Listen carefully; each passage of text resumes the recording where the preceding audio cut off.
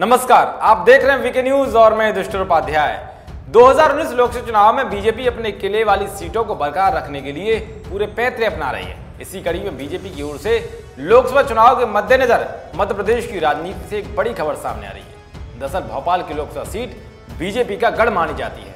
पिछले 3 दशकों से इस सीट पर भाजपा का ही कब्जा है, मगर इस बार कांग्रेस ने नया गेम खेलते हुए इस सीट पर लगातार 10 सालों से मध्य प्रदेश के मुख्यमंत्री रहे दिग्विजय सिंह को मैदान में उतारा है। सूत्रों के मुताबिक अब बीजेपी भोपाल से कांग्रेस उम्मीदवार दिग्विजय सिंह के खिलाफ केंद्रीय मंत्री उमा भारती या साध्वी प्रज्ञा को चुनावी मैदान में उतार सकती है।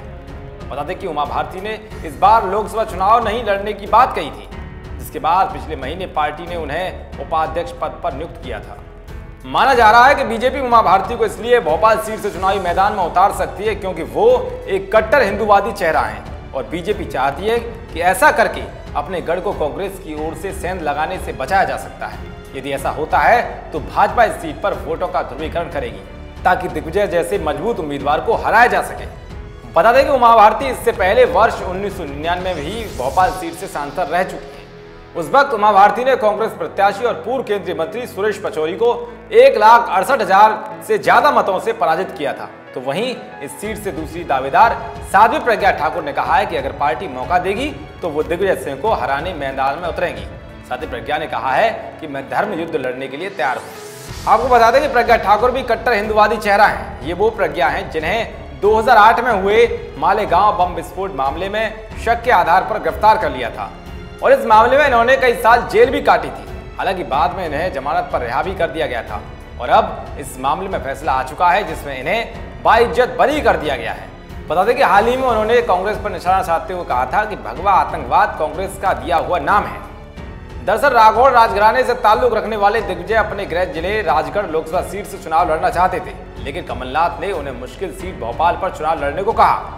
राजगढ़ से वो वर्ष 1984 और 1991 में कांग्रेस की टिकट पर जीतकर सांसद रह चुके हैं। दरअसल भोपाल संसदीय सीट में 8 विधानसभा क्षेत्र आते हैं। पिछले साल नवंबर में हुए विधानसभा चुनाव में इनमें से 3 सीटों पर कांग्रेस जीती थी, जबकि भाजपा 5 सीटों पर जीती थी।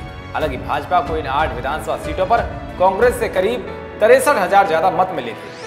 बता दें कांग्रेस ने वर्ष 1984 में हुए लोकसभा चुनाव में भोपाल सीट जीती थी। तब इंदिरा गांधी की हत्या के बाद देश में कांग्रेस की लहर थी, जिसके चलते भोपाल से KN प्रधान जीते थे और अब इस सीट पर पिछले 30 साल से भाजपा का कब्जा है। इस सीट को भाजपा ने वर्ष 1989 के लोकसभा चुनाव में कांग्रेस से छीना था और तब से लेकर अब तक इस सीट पर 8 बार चुनाव हुए हैं और 8 बार भाजपा ने कांग्रेस के प्रत्याशियों को धूल चटाई है। इस वक्त इस सीट पर मौजूदा सांसद आलोक संजर हैं और उन्होंने पिछले लोकसभा चुनाव में इस सीट से 3,70,000 से अधिक मतों से जीत हासिल की थी।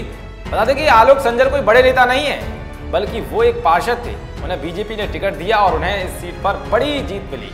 अब देखना यह होगा कि भोपाल सीट से बीजेपी उमा भारती को चुनावी मैदान में उतारती है या फिर साध्वी प्रज्ञा को। ऐसी तमाम तरह की राजनीतिक खबरों का अपडेट तुरंत पाने के लिए देखते रहिए वीके न्यूज। शुक्रिया।